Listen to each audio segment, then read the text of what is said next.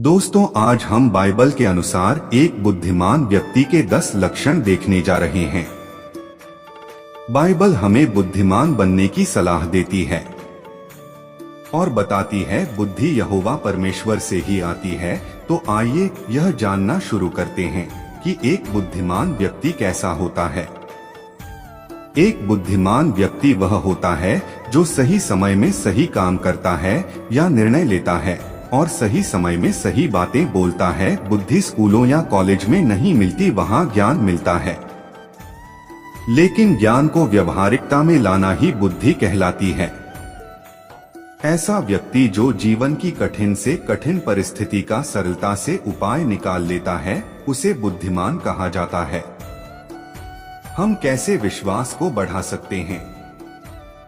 Bible में राजा सुलेमान, जो कि भजनकार राजा दाऊद का पुत्र था, सबसे बड़ा बुद्धिमान व्यक्ति कहा गया है। उसने परमेश्वर से धन और दौलत के बजाय बुद्धि मांगी थी, इसलिए परमेश्वर ने उसे बहुतायत से बुद्धि प्रदान की थी और बुद्धि मिलने से उसे बेसुमार धन और दौलत भी मिल गई थी। उसने 3000 से अधिक नीतिवचन भी लिखे, जिसे पढ़ने वाला बुद्धि प्राप्त कर सकता है।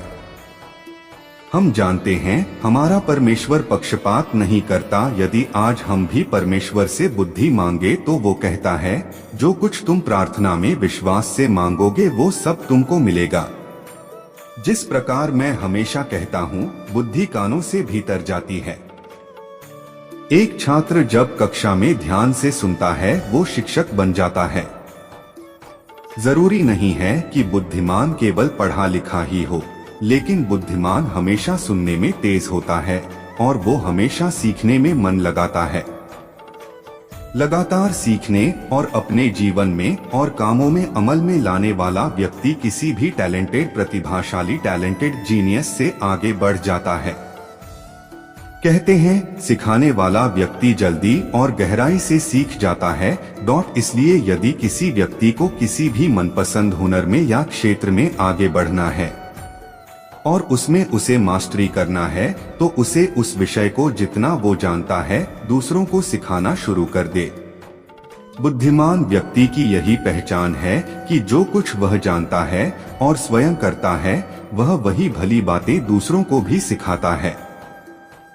मतलब वो अपने विषय का एक शिक्षक होता है। जो डाली फल से भरी होती है वो झुक जाती है। पवित्र आत्मा का फल है नम्रता। यदि यह फल जिसके अंदर है, इसका मतलब वह व्यक्ति बुद्धिमान है। घमंडी व्यक्ति क्रोधी भी होता है और क्रोध के कारण उसकी बुद्धि काम नहीं करती। क्रोध बुद्धि को खा जाता है, लेकिन नम्रता से भरा व्यक्ति दूसरों की सहायता के लिए हमेशा तत्पर रहता है। प्रभु यीशु ने कहा, मुझसे सीखो, मैं मन में नम्र और दीन हूँ। एक ही से पंख वाले पक्षी एक साथ रहते और एक साथ उड़ते हैं। पुरानी कहावत है, कुम्हड़े को देखकर कुम्हड़ा रंग बदलता है। उसी प्रकार बुद्धिमान व्यक्ति बुद्धिमानों की ही संगति करते हैं। सावधान रहो, बुरी संगति अच्छे चरित्र को बिगाड़ देती है। माँ बाप और परिवार आपका चुनाव नहीं था, वो परमेश्वर की ओर से आपको प्राप्त हुआ है। उसके लिए धन्यवादी रहें। लेकिन मित्रता पूरी रीति से आपके अपने ऊपर निर्भर करती है कि आप किसे अपना मित्र चुनते हैं। जब आप यह लेख पढ़ रहे हैं तो यह परमेश्वर की सलाह माने कि बुद्धिमान मित्रों की ही संगति करें। मेरे पिताजी कहा करते थे, बेटा जो भी बोलो सोच समझकर बोलो, लेकिन जो कुछ सोचते हो सब मत बोलो। यदि 10 लोग आपके सामने सूट बूट पहनकर बैठे हैं, सभी ने एक सी बढ़िया ड्रेस पहनकर बुद्धिमान दिख रहे हैं, हम कैसे जानेंगे कि कौन बुद्धिमान है और कौन मूर्ख? मेरे विचार से जैसे ही कोई कुछ बोलता है, पता वह स्वयं बता देता है कि वह कितना पानी में है, मतलब कितना बुद्धिमान है। हमारी बोली हमारा भेद खोलती है। जैसे चांदी की टोकरियों में सोहले सेब हो, वैसे ही ठीक समय पर कहा हुआ वचन होता है। क्रोध में लिया गया निर्णय हमेशा ही विनाशकारी होता है। एक लड़ाई झगड़े में क्रोध में बोला गया शब्द आग में घी का काम देता है, लेकिन एक बुद्धिमान व्यक्ति शांति के साथ उत्तर देता है और बुरी से बुरी परिस्थिति को अपने कोमल शब्दों से उस विवाद को शांत करता है। बाइबल में लिखा है, राजा का क्रोध मृत्यु के दूत के समान है, परंतु बुद्धिमान मनुष्य उसको ठंडा करता है। प्रारंभ से शारीरिक बल से अधिक मानसिक या बौद्धिक बल को बड़ा माना गया है। एक बुद्धिमान व्यक्ति अपने समझबूझ में और शरीर में भी बलवान होता है। बहुत से बुजुर्ग कहते हैं, जब दांत थे तब खाने को चने नहीं थे, अब चने हैं तो उन्हें खाने को दांत ही नहीं हैं। लेकिन बुद्धिमान व्यक्ति समय से अपने शरीर को और बुद्धि को कसरत करवाता है और बलवान हो जाता है। हमें यह जानना चाहिए, यह शरीर परमेश्वर का मंदिर है, इसमें परमेश्वर का आत्मा वास करता है, लेकिन इसमें हमारा आत्मा भी वास करता है। हम हमारे शरीर को छोड़कर और कहीं भी एक पल के लिए भी नहीं रह सकते, इसलिए इसे बड़े ही अच्छे से संवारना चाहिए। परमेश्वर की नजरों में एक बुद्धिमान व्यक्ति वही है जो दूसरों की आत्मा बचाने के लिए एक मील और चला जाता है, मतलब लोगों को सुसमाचार सुनाता है। हर वो काम जो दूसरों की भलाई के लिए हो वह ऊपर से आशीषित होता है। जो दूसरों की खेती को सींचता है उसकी भी सींची जाएगी। बुद्धिमान व्यक्ति का सभी लोग सम्मान करते हैं।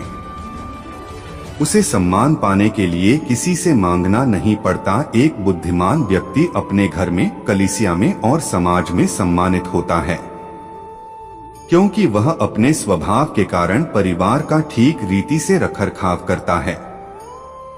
वह स्वार्थी नहीं होता, बल्कि अपनी बुद्धि से बहुत से लोगों के लिए लाभ पहुंचाता है और उसका कटोरा हमेशा उमड़ता रहता है। किसी ने कहा है, यदि हम गरीब पैदा हुए हैं तो यह हमारी गलती नहीं है, लेकिन यदि हम हमेशा गरीबी में ही रहते हैं तो यह जरूर हमारी गलती है। मैं कहता हूँ, गरीबी सारी बुराइयों की जड़ है। गरीबी के कारण ही लोग पाप करते हैं, चोरी करते हैं और बुरी बातों में फंस जाते हैं। इसलिए एक बुद्धिमान व्यक्ति वो है जो कठिन परिश्रम करके उस गरीबी से बाहर आए और स्वयं के लिए और दूसरों के लिए आशीष का कारण बने। खुशखबरी यह है कि कोई भी बुद्धिमान हो सकता है।